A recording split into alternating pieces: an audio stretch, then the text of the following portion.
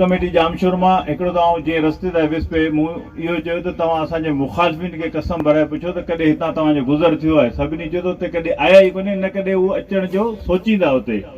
ऐं उते जो जेको मूं जज़्बो ॾिठो आहे, जेको माण्हुनि जो असांजे जामशोर इत्तेहाद सां मोहबत ॾिठी, माण्हू निकिरी पिया आहिनि, माण्हू पंहिंजे हक़नि जे लाइ निकिरी पिया आहिनि, माण्हू मंज़िल जे तरफ़ रवां ई दवा आहिनि। माण्हू 2018 खां वठी जेका जदोजहद कई आहे ऐं उहा 2022 जे हिन बलदियाती चूंडुनि में इंशाअल्लाह ताला तव्हां ऐं असां गॾिजी करे उन बोतारकी सिस्टम जो जेको ख़ात्मो आणींदासीं इंशाअल्लाह ताला 24 जुलाई ते हिन जामशोर इत्तेहाद जे उम्मीदवारनि खे कामयाब कराए। असां हिकिड़ी 2018 में जदोजहद कई, घणियूं ॻाल्हियूं हुयूं ओॾी महिल।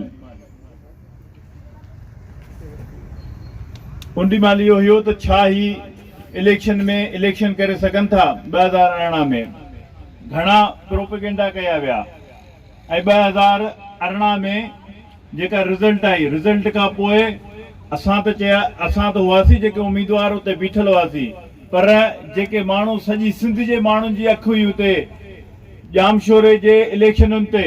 ऐं तव्हां ॾिठो त अॼु बि जेकॾहिं केरु मिसाल ॾेई चवे थो त 2018 जी जामशोर जे इलेक्शन जो मिसाल ॾियनि था। माण्हू मूंखे चवंदा आहिनि त बाबा अहिड़ो तव्हां हिननि खे रुलाइजो जहिड़ो 2018 में रुलाए थो। मूं चयो बाबा उन खां वधीक हिननि खे 2022 में असीं रुलायूं पिया।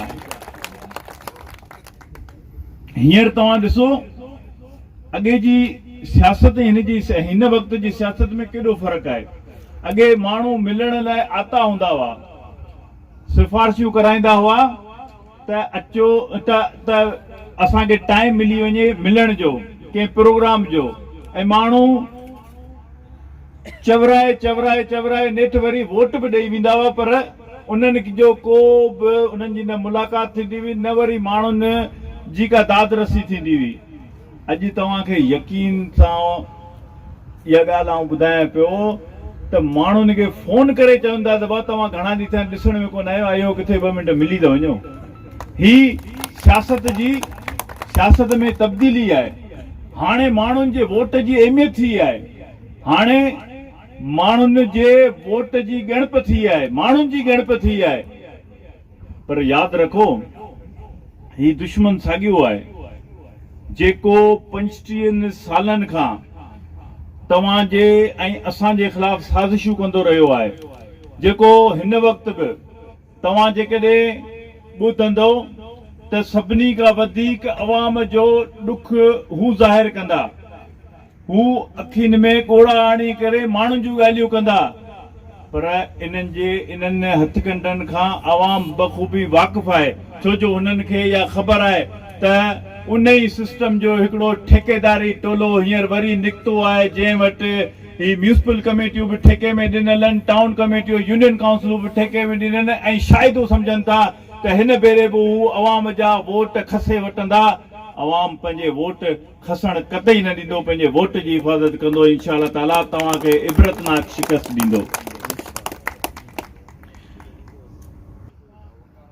जहिड़ी लहर ॾिसूं पिया, इहा यकीनन इहा ॻाल्हि आहे। असां त हिते शहरनि में वेठा आहियूं, जेकॾहिं वाकई थाणे आरब खान जहिड़े इलाइक़े में जेको पोइते पियल ॿेराड़ी जो इलाइक़ो आहे, माण्हू पंहिंजे हक़नि जे लाइ ॻाल्हाए सघे थो, त असीं त हिते वाकई शहरनि में वेठा आहियूं। असां कीअं न पंहिंजे पोलिंगुनि जी हिफ़ाज़त कंदासीं। ऐं ज़िंदगीअ में कुझु अहम मौक़ा अचनि था। असां जेकॾहिं अॼु ॾिसूं त असां वटि आङुरियुनि ते ॻणण जहिड़ा 10 ॾींहं बचा आहिनि। 24 तारीख़ ते इलेक्शन आहे। जदोजहद गुज़िश्ता केतिरनि ई सालनि खां जारी आहे। मंज़िल तमामु वेझो आहे। असांखे 10 ॾींहं पंहिंजा सुख फिटाए छॾणा आहिनि, निंडूं छॾणियूं आहिनि। असांखे हाणे इन ॻाल्हि जो बावर पाण बि करणो आहे ऐं पंहिंजे संगत साथियुनि खे बि इहो चवणो आहे त बाबा असांखे ॾींहुं राति हिकु करे महिनत करे 24 तारीख़ ते वोट बि कराइणो आहे, पोलिंगुनि ते बि बीहणो आहे ऐं 24 तारीख़ ते पंहिंजे बैलेट बॉक्सनि जी बि हिफ़ाज़त करणी आहे।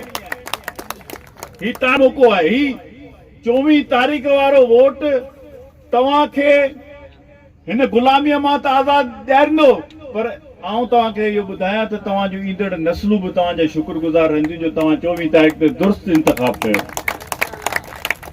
हुननि जो जेका बॉडी लैंग्वेज आहे, जंहिं तरीक़े सां हू ॻाल्हाइनि पिया, जंहिं तरीक़े सां हू कोशिश कनि पिया त का ॻाल्हि अहिड़े तरीक़े जी कनि जेका हू रिवायतनि कंदा आया आहिनि। तव्हां ॾिसो, जेकॾहिं सोशल मीडिया ते ॾिसंदो तॾहिं बि तव्हांखे ख़बर आहे त इहा ॻाल्हि हुननि जे ई ख़िलाफ़ वञे पई, जहिड़े नमूने जी हू तकरीरूं कनि पिया, जहिड़े नमूने जूं ॻाल्हियूं कनि पिया। ऐं आउं कोटड़ी जी 70-80% जेके माण्हू वार्ड हूंदा हुआ बिना मुक़ाबले ईंदा हुआ, ऐं कोटड़ीअ में हींअर 14 वार्डनि ते जेको म्यूनिसिपल कमेटी आहे, 14 वार्डनि ते मुक़ाबला थियनि पिया। ऐं मूंखे असां उते वेही करे जेके असांजे तरफ़ां उम्मीदवार विहारिया हुआ, हर वार्ड ते 3 ॼणा बीठा हुआ। उन्हनि खे असां मिनथू करे असां चयो त बाबा ही हिकिड़ो गॾियल मुफ़ाद आहे, हिन में केर बि इहो महसूस न करे त मूंसां नाजाइज़ी थी या मूंखे छो हथु खणाए वियो।